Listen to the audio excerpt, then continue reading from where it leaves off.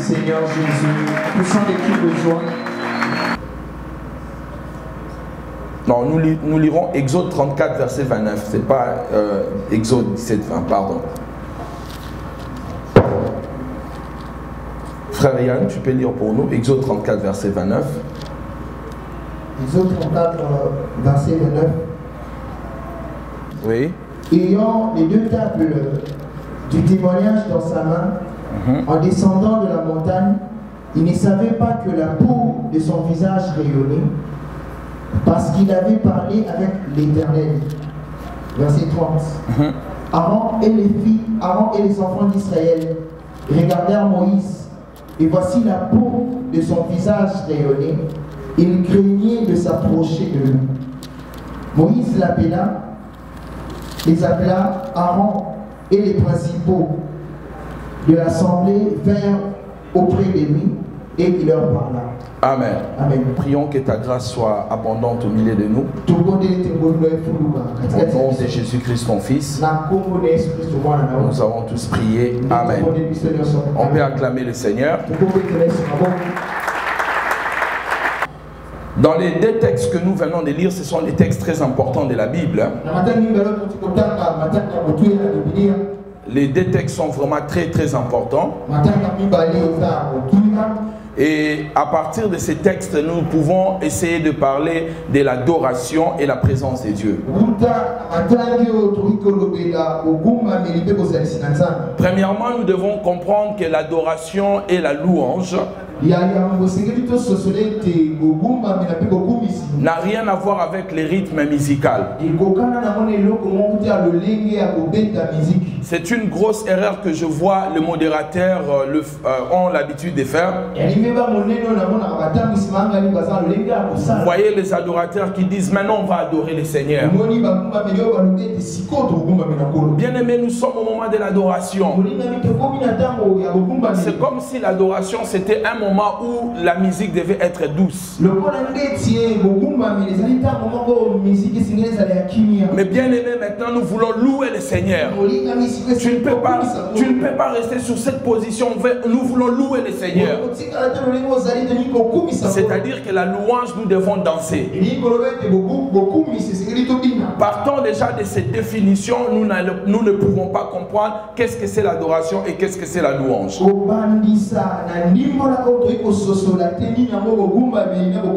Donc ça n'a rien à voir avec toutes ces choses-là. Littéralement, si nous devons dire qu'est-ce que c'est l'adoration, l'adoration est le fait de dire à Dieu ce qu'il est. C'est-à-dire le rythme musical peut être rapide comme ça peut être douce. Enfin, doux. Donc ça n'a rien à voir avec le rythme musical. Et littéralement aussi louange, nous pouvons dire, c'est de dire à Dieu ce qu'il a fait par rapport à nous, le remercier et être reconnaissant. Mais le mot en français a changé la définition de l'adoration et la définition de la louange.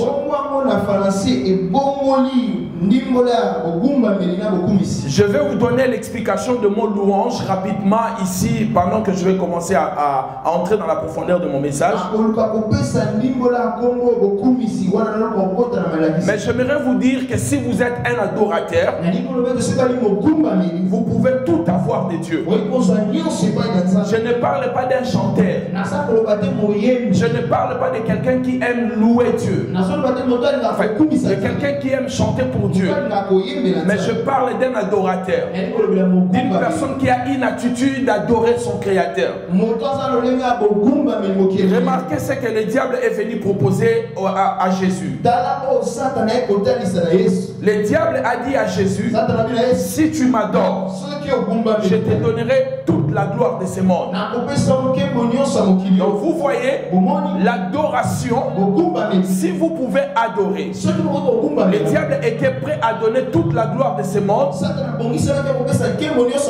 si Jésus pouvait seulement l'adorer. Donc le diable connaît la puissance de l'adoration. Il sait ce que ça peut faire à la personne qu'on adore. Vous chantez, mais vous ne savez pas ce que l'adoration peut faire à Dieu. Si vous savez ce que l'adoration peut faire à Dieu, ce qu'elle peut produire dans le cœur de Dieu, je pense que tous les jours de votre vie, vous allez commencer à adorer Dieu. Et le diable l'a dit. Il a dit à Jésus, si tu veux toute la gloire, la splendeur, toutes les choses de ce monde, la dignité élevée, si tu veux cela, adore-moi. Il n'a pas dit autre chose. Il n'a pas dit ne prêche plus, ne guéris pas les malades. Il a dit seulement adore-moi. Si tu m'adores, je te donne la gloire. C'est pour cela, vous pouvez comprendre ce que le diable fait avec la musique du monde. Parce que la plupart des musiciens du monde ont accepté d'adorer le diable. En échange avec l'adoration, vous m'adorez, je vous donne quelque chose. C'est pour cela, certains ont accepté d'adorer. Et je vais vous dire une chose. En entrant seulement dans ces messages, l'adoration, au-delà de paroles, au-delà de mots, l'adoration c'est l'abandon total à un être que vous vénérez. Est-ce que quelqu'un est en train de me comprendre dans cette église? Je suis en train de dire, l'adoration est au-delà de vos paroles et de vos mots. L'adoration c'est l'abandon total à une personne que vous vénérez. Donc quand le diable propose à Jésus de l'adorer, en fait il est en train de dire à Jésus, donc tu dois dépendre totalement de moi.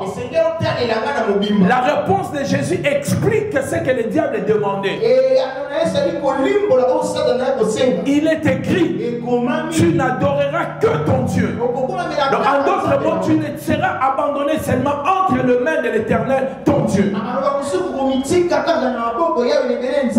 Quelqu'un dit Amen bien. Mais maintenant, mes chers amis, il y a un texte de la Bible qui dit, Jésus, plutôt Moïse, il a dit à Dieu, fais-moi voir ta gloire. Le Seigneur lui dit, tu ne peux pas voir ma gloire et rester vivant. Alors nous avons plusieurs étapes. Nous avons l'étape des gens qui chantent pour Dieu. Nous avons l'étape des gens qui commencent à adorer Dieu. Et nous avons l'étape des adorateurs qui font descendre la gloire de Dieu. Il y a des gens, lorsqu'ils prennent le micro, ce n'est pas une question de belle voix, ce n'est pas une question de rythme musical, mais c'est une question, lui-même l'adorateur, tout son corps c'est une offrande pour Dieu. Et lorsqu'il se tient devant, et ici c'est un autel, avant que vous-même vous commencez à sacrifier vos offrandes, lui-même sur l'autel de Dieu, il est une offrande agréable à Dieu. Et comme son offrande est agréable, son offrande commence à vous envahir. C'est comme le parfum que cette femme prostituée est venue briser dans la maison. L'odeur a envahi toute la maison. Dans ce temps où nous sommes, Dieu n'a pas besoin des adorateurs. Dieu n'a pas besoin des chanteurs. Mais Dieu a besoin des adorateurs. Dieu n'a pas besoin seulement des gens qui savent chanter ou des gens qui savent utiliser les instruments. Mais Dieu a besoin des adorateurs. Donnez-moi un amen bien. Un amen plus fort que ça. Laissez-moi vous dire une chose. chose. Les instruments, c'est pas ce que nous conduisent dans la présence de Dieu. Est-ce que vous savez que vous n'êtes pas, les Japonais ne sont pas des inventeurs des instruments musicaux? Parce que la Bible dit dans Ézéchiel 28, lorsque vous lisez le premier verset et le suivant, la Bible dit lorsque Dieu a créé le diable, il a créé aussi les instruments. Mais Lucifer, malgré les instruments, malgré que Lucifer avait des instruments, mais son cœur a été égaré. Donc le problème, ce n'est pas l'instrument musical, mais le problème, c'est le cœur de la personne qui adore. Excusez-moi, aujourd'hui, nous n'adorons plus Dieu. Nous voyons des stars chrétiennes, des gens qui viennent nous démontrer leur belle voix, des gens qui viennent nous démontrer leurs vêtements, sans pour autant nous conduire dans la présence de Dieu, sans pour autant nous faire entrer dans la gloire de Dieu. Ce soir, je prie que les gens qui vont nous conduire ici soient des personnes qui vont nous conduire dans la présence de Dieu, au-delà de leur voix, au-delà des instruments, au-delà des accords. Mais ces personnes puissent nous faire entrer dans un moment de gloire, dans un moment de bénédiction, dans un moment où nous allons toucher Dieu. Quelqu'un dit Amen bien. Un Amen plus fort que ça. Alors Moïse, Dieu dit à Moïse, tu veux me voir, mais si tu me vois, tu ne peux plus vivre. Bien-aimé dans le Seigneur, il y a des personnes qui peuvent nous conduire dans la présence de Dieu. Mais les gens qui peuvent nous conduire là-bas, ce sont les gens qui sont déjà entrés eux-mêmes là-bas. Vous ne pouvez pas me conduire dans la présence de Dieu si vous-même vous n'êtes jamais y allé. Allez. C'est pour cela dans cette saison nous sommes. Nous avons besoin de personnes qui peuvent nous conduire là-bas. Parce qu'eux-mêmes ils étaient là-bas. Ils ont vu des choses.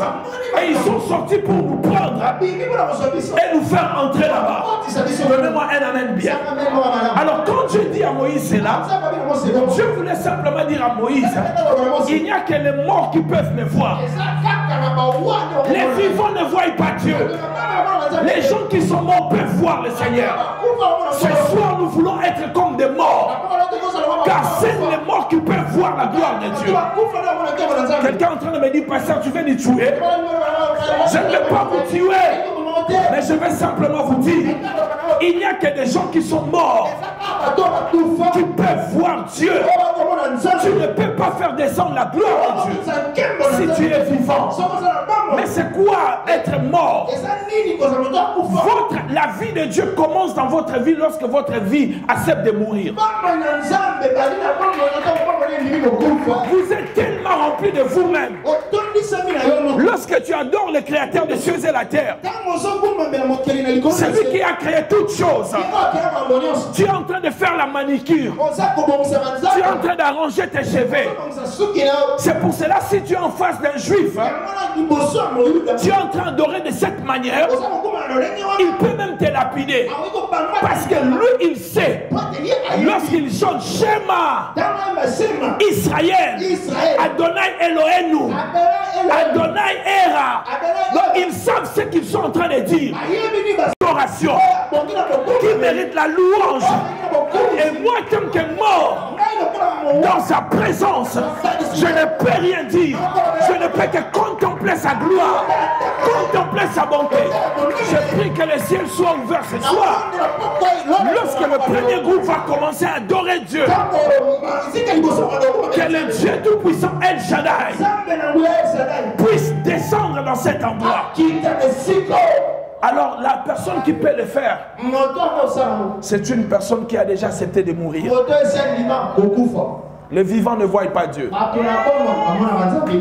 Qu'est-ce que c'est un vivant? Un vivant, c'est une personne qui a la volonté. Un mort, même si vous l'enterrez dans un sable, même si vous le mettez dans une caisse, même si vous le jetez à Gombe, il n'a plus de volonté. Alors lorsque nous parlons de mort, ce sont des personnes, lorsqu'ils entrent dans la présence de Dieu, ils n'ont plus de volonté. Ce sont des personnes qui disent à Dieu, c'est toi ou rien. Sans toi je suis rien. Sans toi je ne peux rien. Je m'abandonne à toi. Je me laisse entre tes mains. Et une telle personne peut faire descendre la gloire de Dieu. Mais une personne qui a une volonté, qui veut comprendre, mais pourquoi ça ne marche pas? Mais pourquoi notre adorateur il est en chemise rouge? Oublie ces choses-là. Oublie ces choses-là. Laisse-toi totalement entre les mains de Dieu. Alors je vais clôturer mon message en vous disant déjà le mot louange.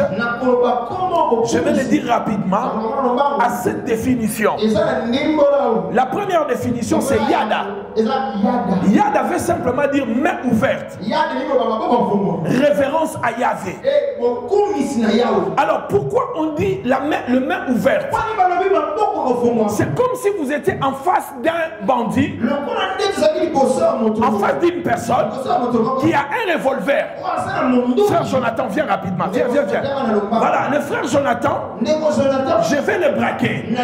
Alors quand je te présente un revolver, la première intention, tu fais quoi? Tu lèves les deux mains. Alors qu'est-ce que ça veut dire?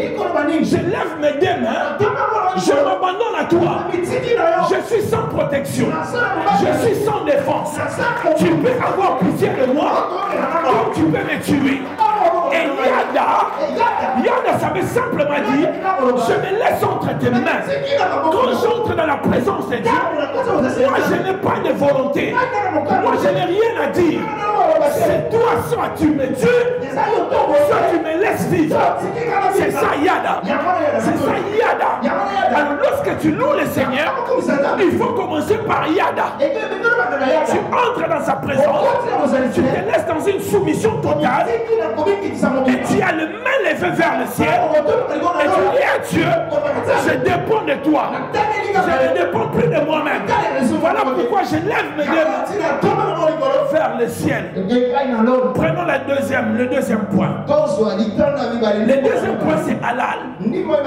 Halal c'est célébrer Dieu avec émotion,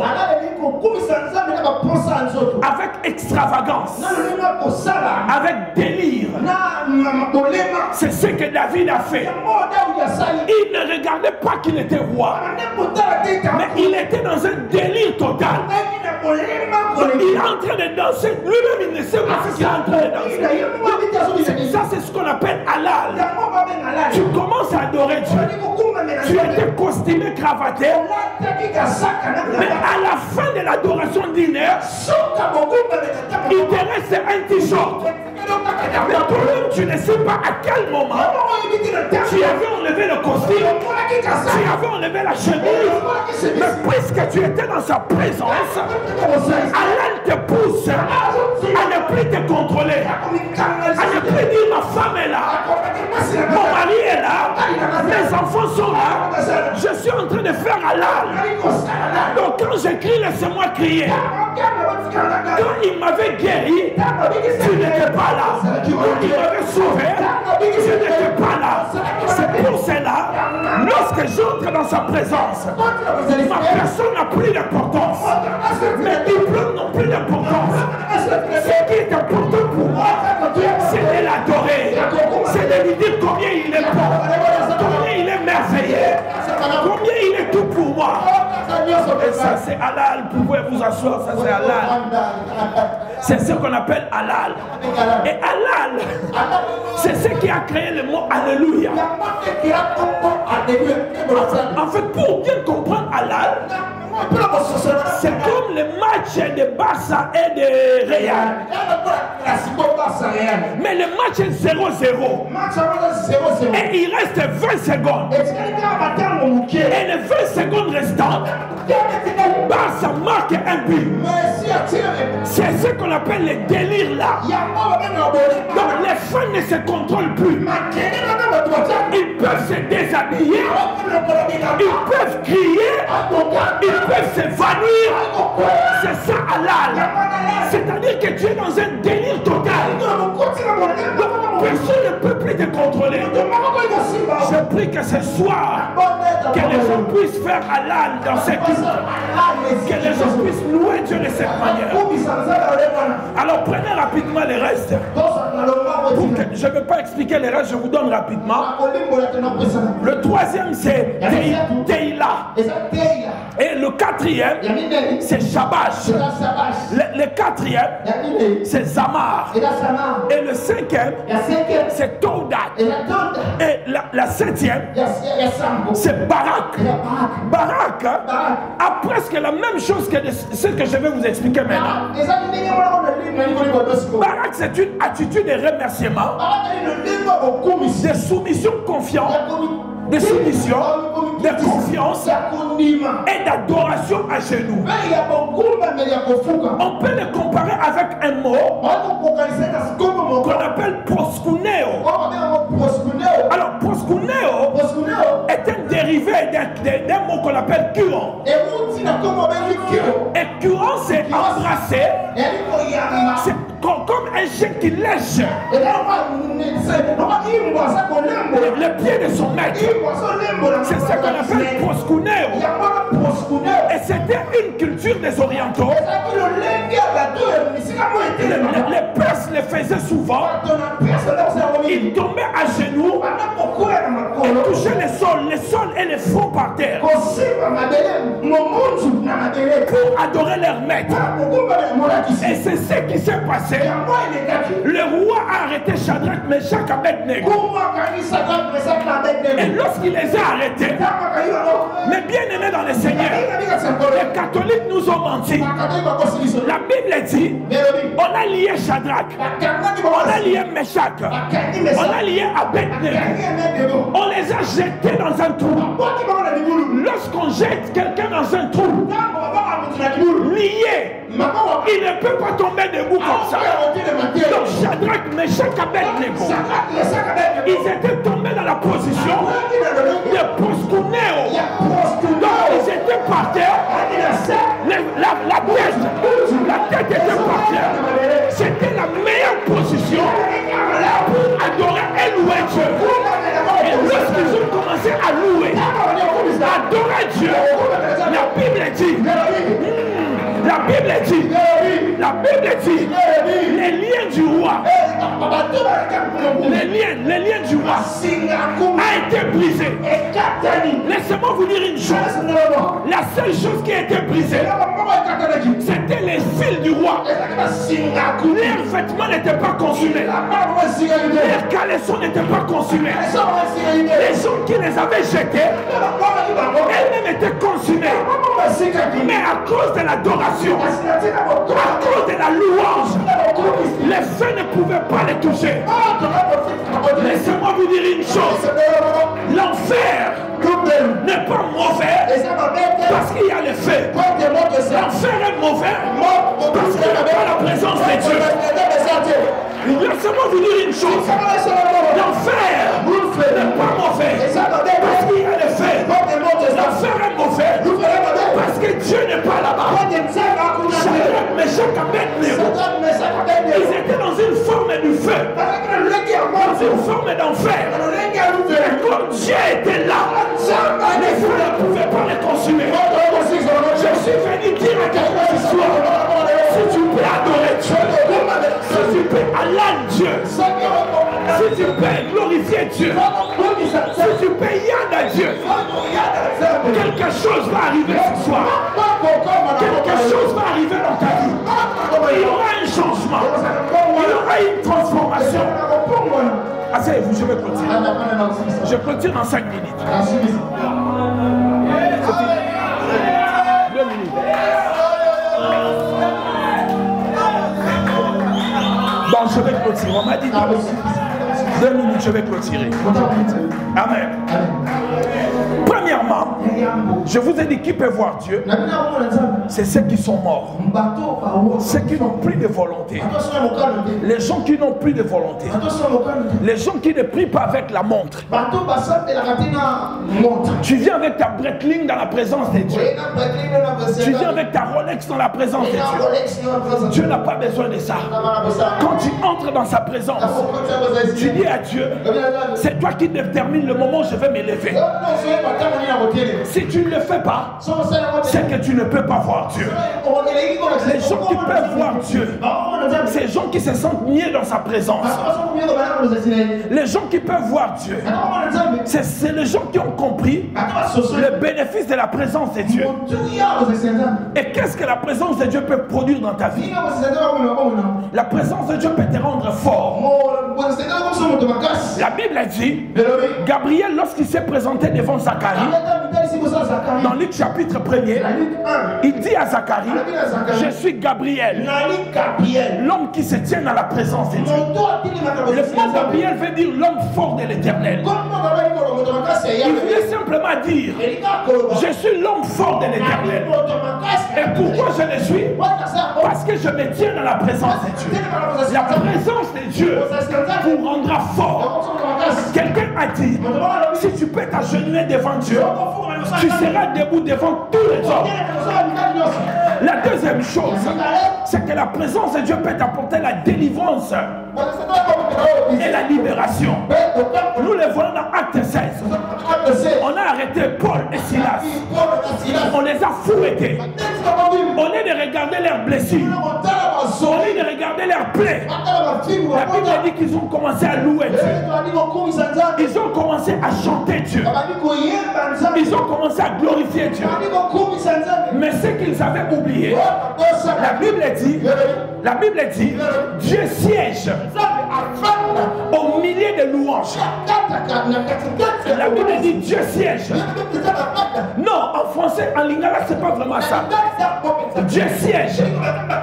Non, le mot siéger, ça n'a rien à voir avec le mot s'asseoir. Moi, je peux m'asseoir chez moi. Le président de la République peut s'asseoir chez lui. Mais quand il veut prendre une décision, il ne vient pas s'asseoir, mais il vient siéger. Alors la Bible dit, Dieu siège. En d'autres mots, Dieu prend des décisions dans nos louanges et adorations. À chaque fois que vous commencez à louer Dieu, Dieu vient siéger. Paul et Silas l'ont compris. Paul et Silas, ils ont compris cela. Ils ont commencé à louer. Dieu est venu siéger. Et quand Dieu est venu siéger, lui-même